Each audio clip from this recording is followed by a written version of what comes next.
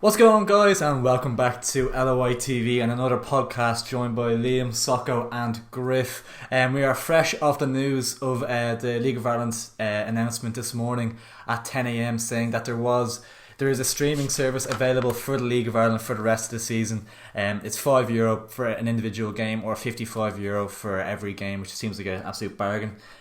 So yeah, it's definitely positive news in terms of the league as a whole. Yeah, for sure. Last week, the 42.ie reported that the FEI were going to use GAA Go, which is used for kind of domestic and overseas GAA games.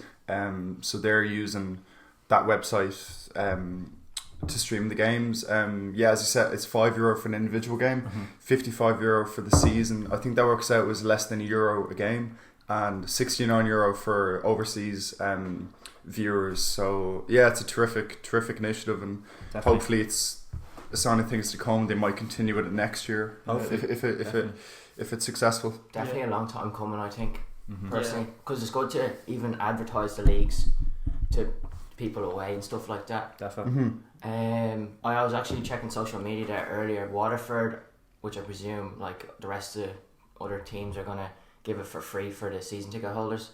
And brilliant. I saw Dundalk said that they'd be in contact with their season ticket holders and Cork as well and stuff like that. So yeah, now it makes sense for the season ticket holders to get it for free, considering they've paid the money in advance already. So yeah, no, it's brilliant in terms of it's exposure for the league as well.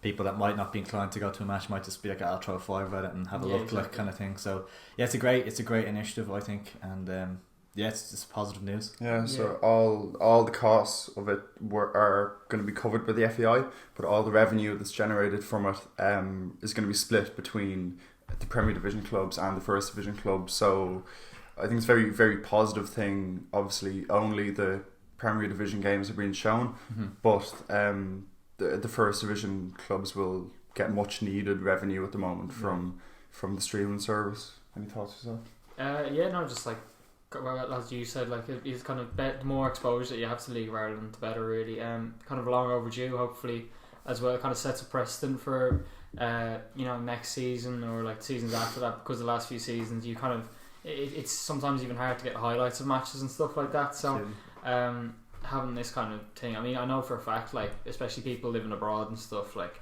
it's brilliant. Like if you're here and you can get to a match, obviously you prefer to go to a match and see it live. But for whatever reason, like if you can't, I mean, it's a brilliant service really to have. So I mean, yeah, long overdue, and hopefully kind of sets the bar for the rest of the next few seasons. You know. Yeah, definitely. I just saw on RT today. All remaining games will be shown on it, except for the 6 games that Aerosport have the rights for. So I think that's 55 games in total, which works out €1 a game if you're watching it on the island of Ireland. So yeah, it's a terrific thing, I think. Definitely. A couple of the First Division fans I saw were a bit frustrated online and stuff. But I mean, it kind of has to be one step at a time. I mean, like it's such a big step for the league to make overall. So I think it's maybe tricky to do another 9-10 teams on top of it as well. So yeah, it's a good start, and maybe if they're continuing on next season, they can then include the First Division sides in that as well. As you said, it's good that they're getting some of the money. It'd be so unfair if they weren't getting anything. So it is good that it's being distributed around evenly enough. Just one step at a time, really, isn't it? Like, you know, trial really. Yeah. Did you see though that some of the clubs are asking the fans to do it through their website or something like that? Really? Yeah, I saw a few clubs were asking, can you do a book like the pass or whatever through their website? So I'm not sure if the clubs will get some sort of extra revenue, or whatever. It makes sense, I suppose, because if say if there's going to be more people watching Shamrock Rovers and Finn Harps, but they're getting the same amount of money, kind of thing. Shamrock Rovers feel like they're missing out. Maybe they'll be looking at the statistics, because it was said on RT today that most games will just be a single camera, so obviously like the middle of the pitch, like you see on telly. But some bigger games might have 2 or 3 cameras or an extra commentator. So if they see there's a lot of interest in one particular club, or we'd all imagine like it's going to be Bows, Rovers, Dundalk. I'd imagine. If there's a big demand for them, they might kind of put an extra few cameras or an extra commentator in there. Yeah, I think Dundalk were doing Fendi's and they had 2 or 3 cameras recording the trial and then trying it out, and it worked very well. So yeah, you'd presume the teams with the bigger budgets and stuff will be able to provide better coverage, I suppose. So yeah.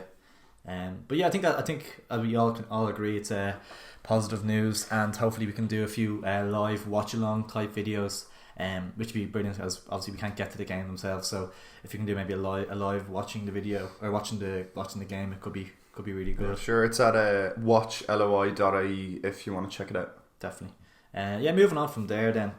Obviously the news of Jack Charlton's passing. It's obviously very sad, and he's a legend in Ireland and of course England as well, World Cup winner. Yeah. So so say a few bits about on that, I suppose. I'll go ahead. Like, I mean, after you. I insist. No, obviously, I mean, the fella was an absolute legend, really, and I kind of brought our Irish football to heights where, you know, never really would have even like thought that we get to a World Cup quarter final, let alone, you know, 3 major tournaments in a row. Like, even if we got to that nowadays, like, it would be huge, and the expectations that we have nowadays are a lot higher. But like, probably based on how well he did, like, you know, obviously the football wasn't the most glamorous, but that was kind of part of the charm, really, like, because you know, just getting big results against huge teams. Like, you remember some of the iconic goals, like, you know, Ray Houghton scoring two of those goals, and, you know, just so many iconic moments, really. Like Italia 90, I remember, like, just talking to my mum about it, and like, she was saying, like, it was like crazy, like, she's never seen Ireland like the whole country came to like the whole country came to a standstill, really, like, and it was like, she was even saying that there's people in her family who had absolutely no interest in football, like, who would like had to leave the room because they were too nervous watching the penalty shootout. Do you know, so I mean, the guy was an absolute legend, really, and I mean, rest in peace, really, is all we can say. So like, I'd agree, 100% agree with you. Going back to the football and bit, the Second Captains podcast last week did a gorgeous tribute. I think it's about an hour and a half long if you want to check that out too. But at the start, he had a clip of Jack Charlton talking, and he said that all international teams played a certain way. They kind of played through a playmaker, and they didn't want to attack before an attacking player or the playmaker came up the pitch. But Jack Charlton said that when he came in, I think in 86, 87, it would take Ireland 10-15 years to kind of get up to that standard, but what he could do at that time was just kind of hit it long into the corners and cross it in, trying to get goals that way. But he said that the pundits didn't like it, but teams we played against hated playing against us, and you see some of the results, like beating Italy, beating England, drawn with England. You can't argue with how successful it was. The most successful Ireland manager that we've ever had, that hopefully will be matched, but it's kind of hard to see that happening. To 88 and 1994, like 3 major tournaments in 6 years. It's absolutely incredible. Yeah, wasn't it 500,000 people, I think, were in Dublin to welcome the team back after 94, I think, something like that. So yeah, I think it just brought the whole country together, really, and it was, it put them under pressure was like the main tactic thing, really, wasn't it, and making teams feel uncomfortable, and no one wanted to play Ireland at that time, I don't think so. And there was some fabulous players in the team as well, like Liam Brady and stuff at the time, Paul McGrath and stuff. So arguably they had the players to play nice football, but I think Mick McCarthy was one of his main men back then, I think, in the team, a real hard man, and that kind of summed up. I think Mick McCarthy kind of brought a bit of that back, that kind of style of play back a little bit as well in recent times. So rest in peace, of course. And, continuing on from Mick McCarthy though, Jack Charlton actually dropped Dave O'Leary, who's an Arsenal centre back, because he's a bit of a ball playing, as much as he can be a ball playing back then. He's too creative. He was pretty much too creative for what Jack Charlton, the style he wanted to implement, because they wanted to just literally play the football in the opposition's half. And then that's kind of where, like, he's kind of in ways the innovator of the high press that you see now, like Liverpool and stuff, coming out with. But so he dropped Dave O'Leary and brought in like the likes of Mick McCarthy and stuff like that, and then like just the record kind of speaks for itself. That's it. So he was laid to rest. We're recording this on a Wednesday. He was laid to rest yesterday, afternoon in his hometown of Ashington. A lot of people lined the streets and clapped him in. He had I think an England and an Ireland flag on his coffin. Just like Brilliant, incredible. He had a house obviously there. He had a house in Ballina. He loved fishing in Ballina. Yeah. He's given the key to Dublin, I think, wasn't he, or something? Yeah. It was honorary Irish Something citizen like as that, well. yeah. He was the most beloved Englishman in Ireland ever. Yeah, I mean, yeah, like, literally. that's a pretty difficult thing to be doing. Yeah, absolutely. To be honest, like So you might have seen on our sorry, go on. no, I was going to say quickly, like, I mean, when I was growing up and I didn't really, like, you'd see clips of Jack Charlton and stuff, I honestly thought he was Irish, like, you know, or like he was like, he would have played for Ireland, you know, because when you're young, you don't really, like, know completely about, like, he's a World Cup winner with England, they didn't really know all that, but I just presumed he was Irish, because that's how, like, he seems like a god. You think like, yeah, so in Ireland yesterday, the FAI asked supporters to wear their green jerseys, and they asked all Irish radio stations to put them under pressure at 12:30. So I think all stations did that, and I thought it was a lovely tribute. There was a lot of pictures about the Walking Town roundabout was packed with supporters, kind of remembering him yesterday, and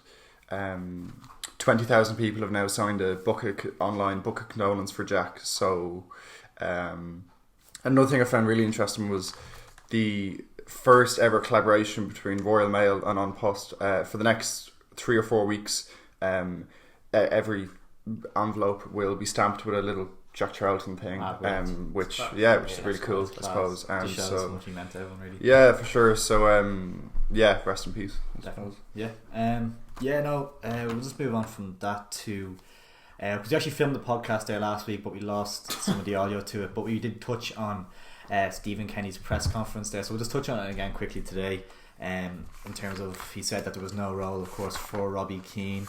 He made some comments on some certain players, James McCarthy, Jeff Hendrick, and there's a couple of people talking to him off the ball and stuff about upcoming games and stuff like that. You have a few notes there. Yeah, so that press conference, the socially distanced press conference, he said Stephen Kenny was very careful.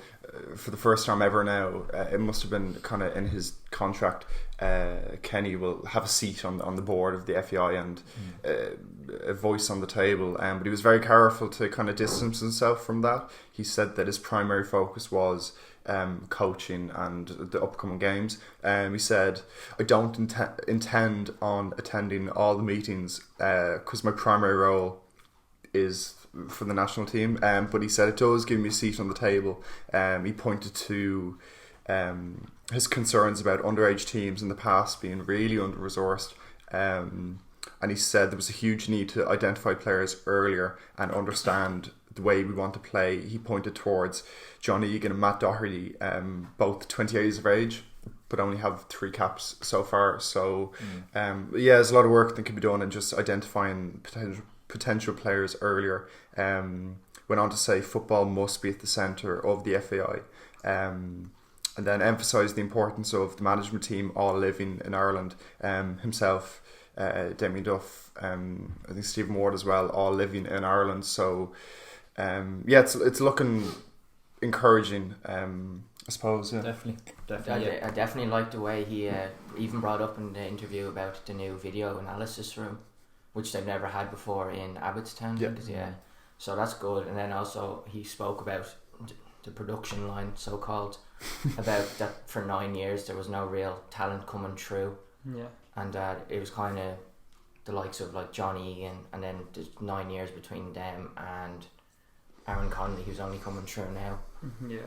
And as you said, he wants kind of all teams to play from youth level all the way up to senior football the exact same way. Yeah. Which is encouraging for the future. Makes sense though, doesn't it? It was stupid to play football underage and then it's expecting to transition into just hoofing the ball forward. Like, because we watched a bit of under 21 games last year, and they were playing some big teams and getting big results. Playing gorgeous attacking football, like fast paced counter attacking football, and then kind of we went up to the Aviva for a senior game and it was totally different. Yeah, struggling to beat Georgia. Yeah, and at this stage as well, like most teams, like if like you have players who playing for Ireland who have played like as you said, at a pretty high level their whole lives, and they played like real good football. You like no one at this rate, if you're coming out of an academy and you're like 19, 20, you haven't been playing Route 1 football for the last 15 years. You've been playing like passing football, and even like you see like Adam Ida at Norwich and stuff. Norwich playing like, even though got relegated, they play pretty good football sometimes. Try to play the right way. Yeah, try to play the right way. So it's kind of like you can't have players, and the players have said it before themselves. Like they have the ability, to actually play decent football. So be thrown in like when you're playing week in week out, you're playing passing football, attacking football, and then you just get thrown into the Irish. Oh yeah, let's play like 2 qualifiers on the bounce, and we're just gonna hoof it up to Didsy and hope for the best. Which I'm not dissing, because it worked to a certain extent. You know what I mean? But I think it is kind of time for change.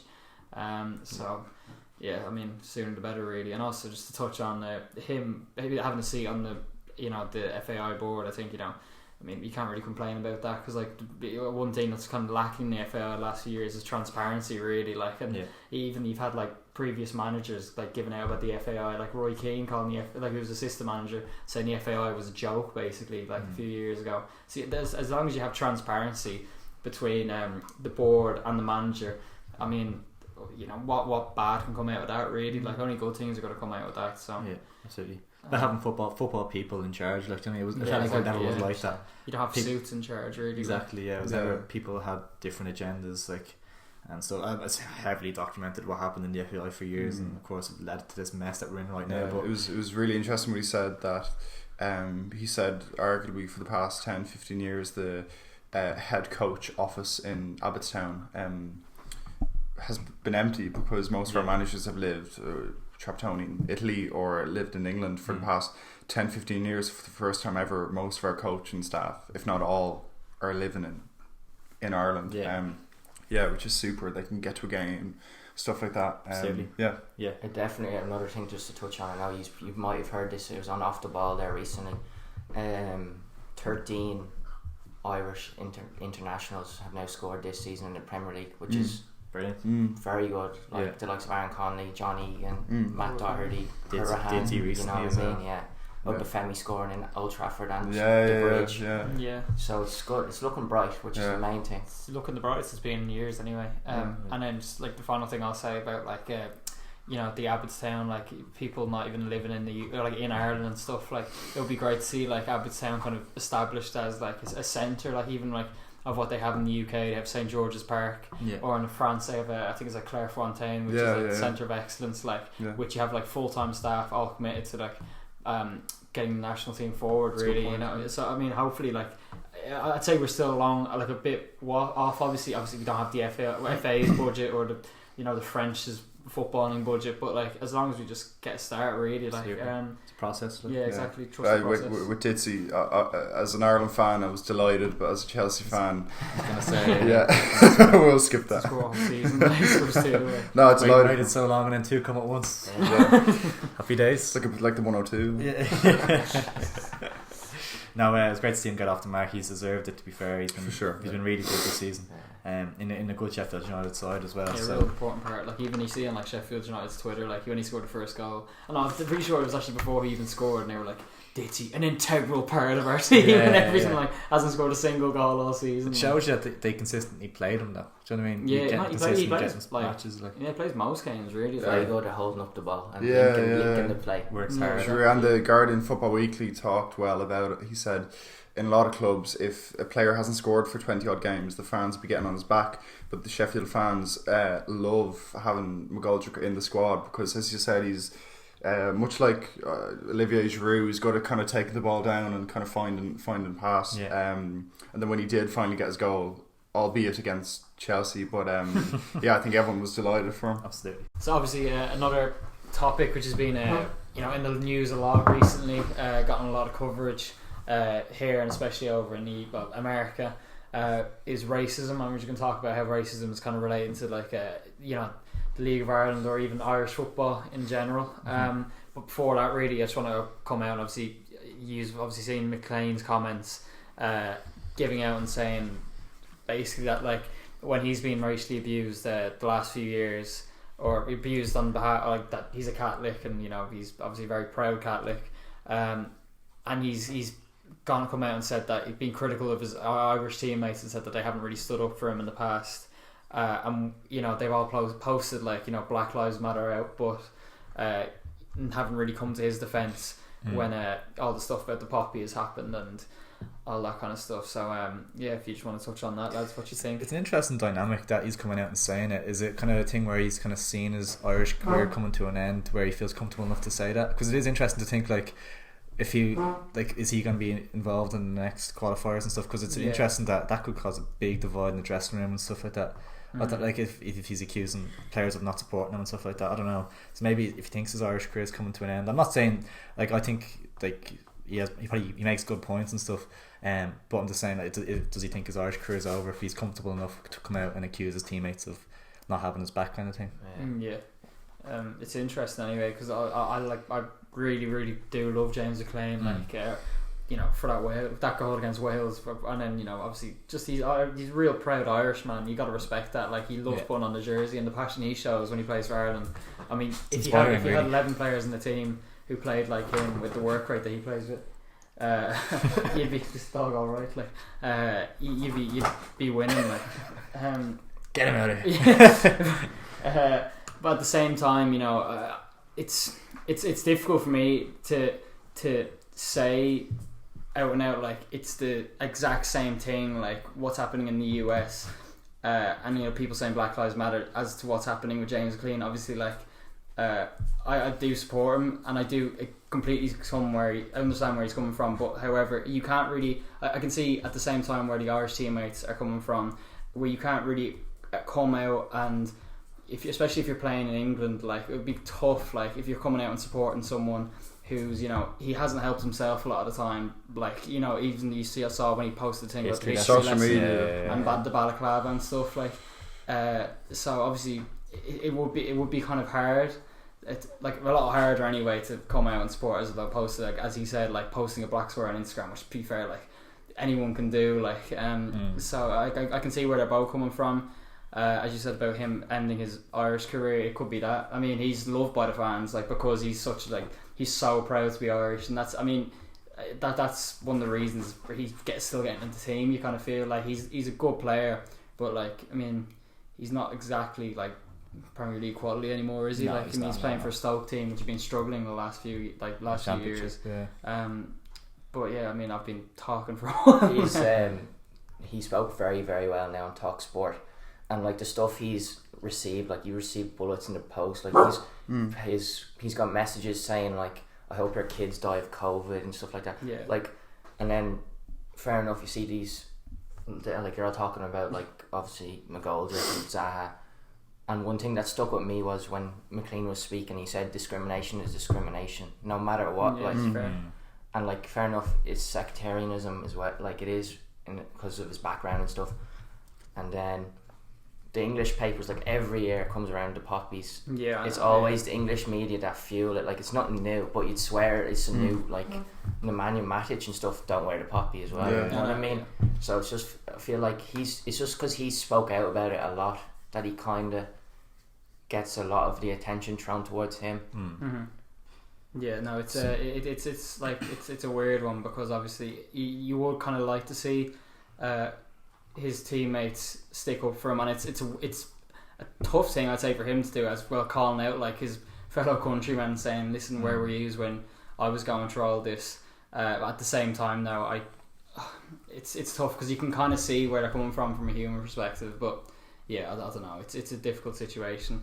Anyway, and the other one, as we were talking about earlier, like racism in the League of Ireland and stuff, there was an interesting article. I mean, Yo-Yo Mahdy, who plays for, is it UCD? Yeah. Who came out and said, if you don't think racism in Ireland doesn't exist, like, you're a fool, basically, didn't you? Like, I think his tweet went viral and stuff as well. So it's interesting to see that he's been able to speak out about that as well. And of course, McClean's teammates, McGoldrick and Darren Randolph, have also been vocal in the racial abuse and stuff that they've received over the years. I think you were saying Darren Randolph was playing GA and stuff like that, wasn't it?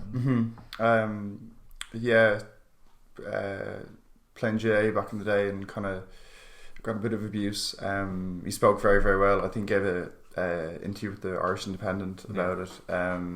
So yeah, we ourselves were at a League of Ireland game a year or two ago, and in a certain section of fans, we heard a lot of kind of racist abuse, and it was the first time ever I'd witnessed that at a League of Ireland game. And yeah, it was pretty unsettling for the both of us, and we've spoke before how it really didn't cross our mind to go up to Stewart at the time, but kind of in hindsight we definitely do that now, but at the time we didn't know what to do. I think it was 2-3 years ago or something, wasn't it? So yeah, it was just one of those things where we were kind of so young, and we hadn't experienced anything like that before, so it was just like I think we left the stand that we were in because we were just in disbelief at what we were kind of hearing and how that is acceptable in current times. Like so, yeah, it was a really horrible thing to witness, and it happens so much like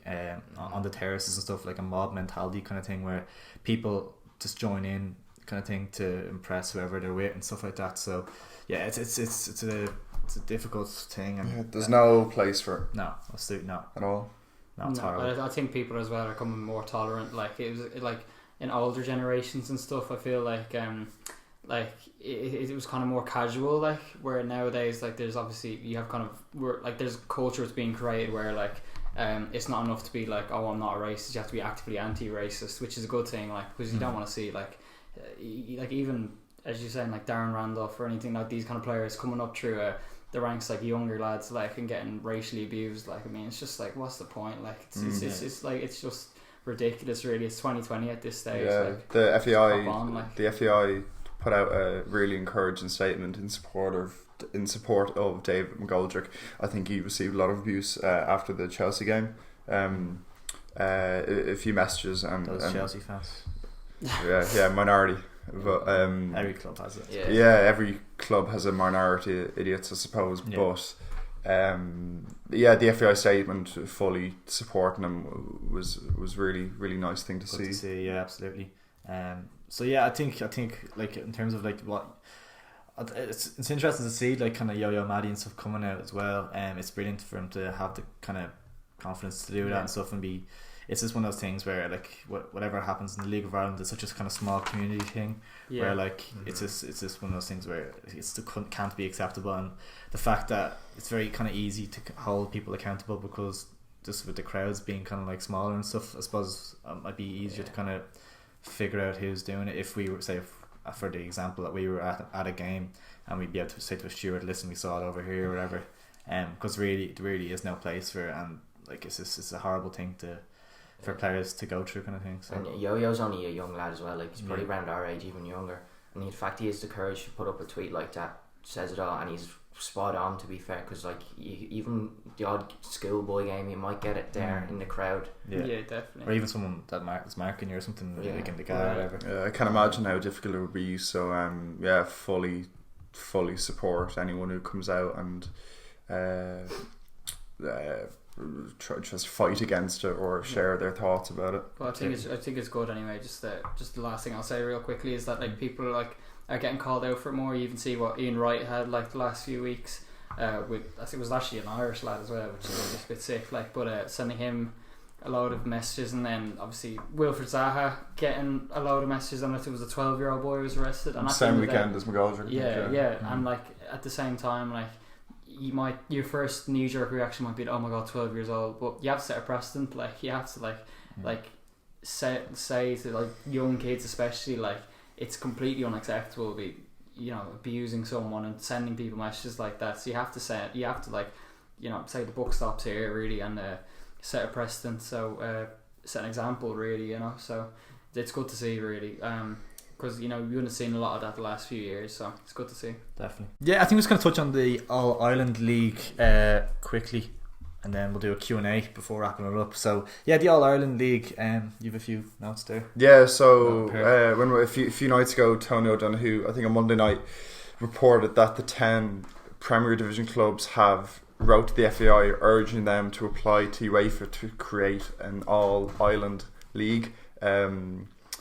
The format can be decided once commercial and financial plans are set, and the Premier Division clubs appealed to the FAI to work constructively with the Northern Ireland FA and UEFA, and 10 of the 12 Northern Ireland Premier League clubs have sent similar letters to the IFA. So yeah, there's been talk about it in the past for a few years.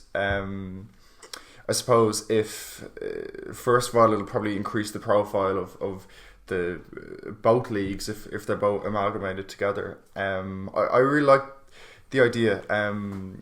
As long as each obviously there's financial concerns and political concerns. Some unionist clubs in the north mightn't like the idea of playing with clubs from the Republic. But as long as each party is kind of consulted properly and it's all kind of done in the best of faith, I really like the idea. Definitely. If they can get it right, and like the likes of like the kind of lower table teams don't lose out on money or stuff like that, and that they get like the European places sorted, because I know Northern Ireland have European places as well, so it's very interesting to see what will actually happen and what will come of it. Like prize money and everything would increase. Like everything would be just the bigger profile as well for the league as well. So I think there's way more positives than negatives, I think. Yeah, and it was just one of the things that was said was like it's going to be pretty dire next few years, most likely economically. It was like bad economic times require drastic economic solutions, really. And if there was ever a time, like this being talked about for a few years obviously and being in the pipeline, but I reckon if there was ever a time to do it, it has to be now. Like clubs you've seen obviously the last few months have been struggling a lot with the coronavirus and people have been laid off, and like at the same, if there's any kind of way that we can increase exposure, increase revenue, and increase whatever to the League of Ireland, to the All of Ireland, I mean, why not do it? And also, I mean, this is a complete long shot as well, but you see, like with the rugby, is like they have an All Ireland team. Obviously, I think we're still a pretty far way off with that, like for an Irish team. But I mean, it's something you would like to see one day, eventually. Like, but in my opinion, I like to see one day anyway.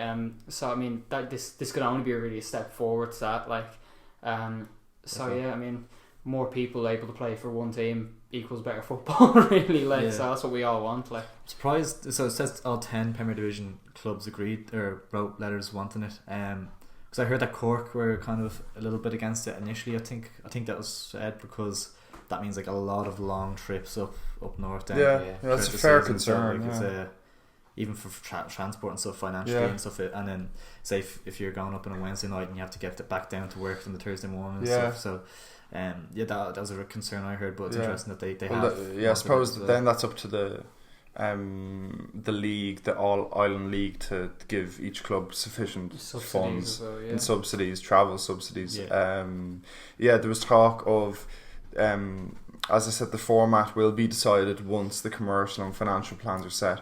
But there was talk of the Republic and the North playing kind of half seasons and then doing like a playoff and then a semi-final and a final, with the finals either in Windsor Park or the U Stadium. But that's all kind of hypothetical. The most important thing at the moment is to just for all clubs to agree on a framework, and I think it's pretty exciting. Do you think they'd go to like a 20-team league then, how do you think they'd work? Yeah, it depends. It depends it depends on the two clubs in the north who kind of refused. There were teams that refused. Yeah, they could. I can't remember off the top of my head. Possibly, yeah. But 20 teams, 22. Yeah. Definitely bring more competitiveness though. But then they probably have to reduce the number of games. Then they play they probably only play home and away instead of. Oh, absolutely, I think that's a good thing as well. I think playing each other 3 and 4 times a year is so repetitive and so gets boring after a while, kind of thing. So I think the more times you play a team, less. I don't even know if that makes sense, but like the more like different grounds you go to, everything really like it just keeps it kind of fresh, and like even the Dublin Derby 4 times a year can kind of get repetitive and stuff. Whereas it's only twice, you kind of savour it a little bit more. If you're a supporter of a team in Dublin, like it's unlikely that you're going to go to 2 away days in like Sligo, do you know what I mean, per year, like exactly.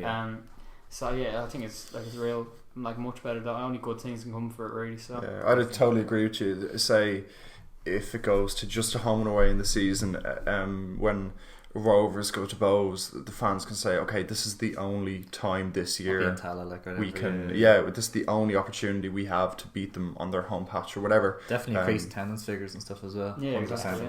100%. So yeah, it's we'll wait and see what happens. We'll keep an eye on it.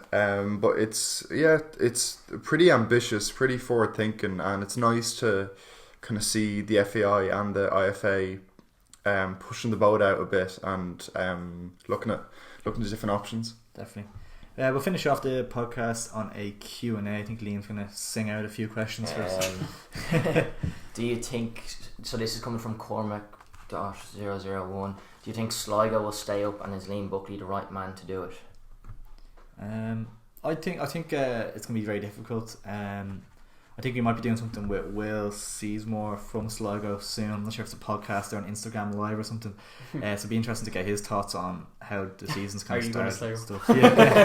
Yeah, because obviously they've struggled this season so far. So obviously they've picked up 0 points for 4 games.